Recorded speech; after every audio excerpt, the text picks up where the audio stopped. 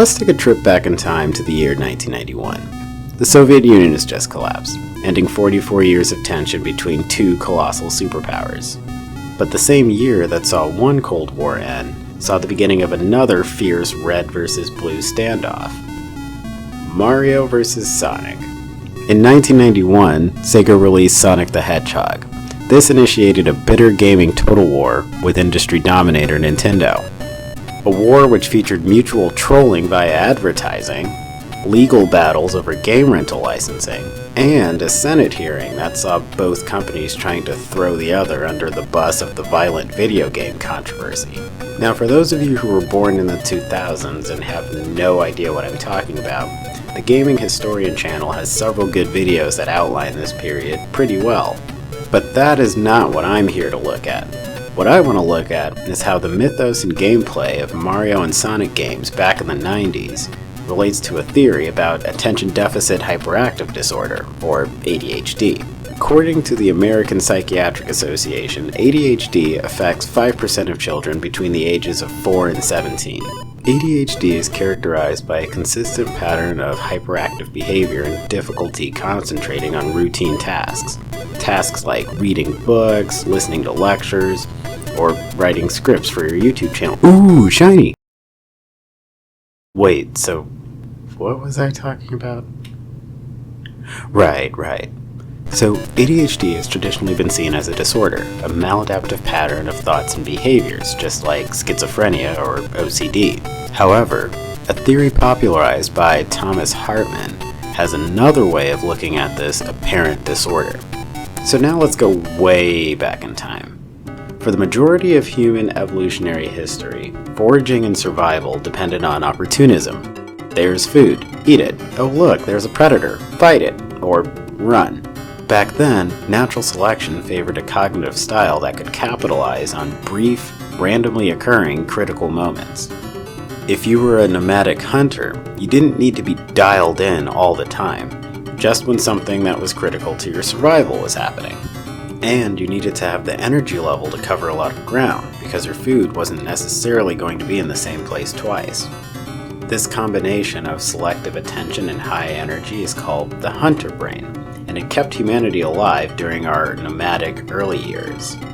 But then, approximately 23,000 years ago, we tried an experiment: agriculture.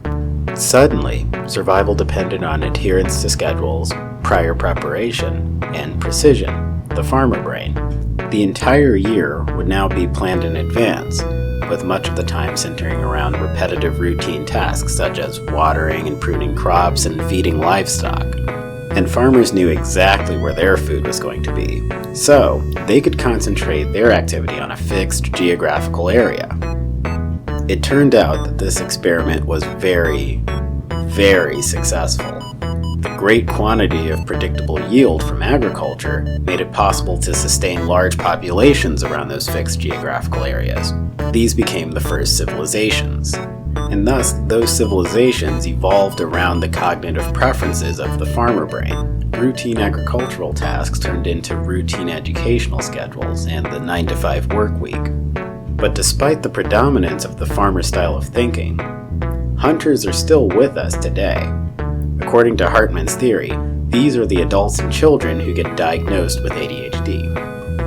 Now, with this theory in mind, think back to the respective game designs of Super Mario Bros. And Sonic. Nintendo built a conventional, family-friendly brand with straightforward mechanics. You move right towards the goal, and all of the main attractions of the level will be right in front of you as you progress. Maybe a few secrets here and there.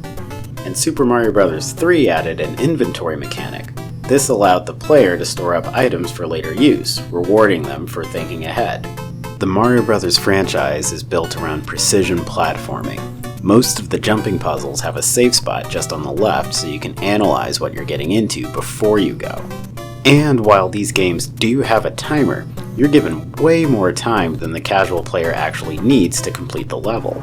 The design of these games lends itself to methodical and calculated gameplay. Now, of course, you don't have to play that way, but these games are designed in a way that communicates to the player, take your time and plan ahead. This favors the thinking pattern of the farmer. Now let's take a look at Sonic the Hedgehog. Whereas Mario's levels were literally straightforward, Sonic's stages branch out onto several different levels, encouraging the player to explore and take non-linear paths. While you actually have more time to complete a level in Sonic games than in Mario games, Sonic's games are designed in a way that encourages the player to keep moving no matter what. The levels are full of springs and ramps that accelerate the player, and there are loops that the player cannot pass through if they're not moving fast enough. Additionally, Sega gave Sonic an idle animation. If the player stops moving the character, Sonic breaks the fourth wall and mocks you for taking too long. And in water stages, Sega added another dimension that punishes the player for being too slow. Unlike Mario, who can inexplicably hold his breath indefinitely, in Sonic 1 and 2, the player has to scramble around the stage looking for air bubbles, because if he doesn't find an air bubble in 30 seconds, he drowns. But while the game punishes you for taking too long, it does not punish you for being adventurous and taking risks. Let's compare again to Mario. Mario's hit points are limited to how many power-ups are available on the level. If he runs out of resources and takes damage, he's doomed. You can only take so many risks as a Mario player. But Sonic's hit points are connected to his rings, which are scattered throughout the various layers of the level that the player explores. When he takes damage, they fly all over the screen, but he has a limited time to recover them. As long as the player reacts quickly, they don't have to worry about hit points. Sonic's games communicate to the player, get moving and react, which is in line with the hunter style of thinking.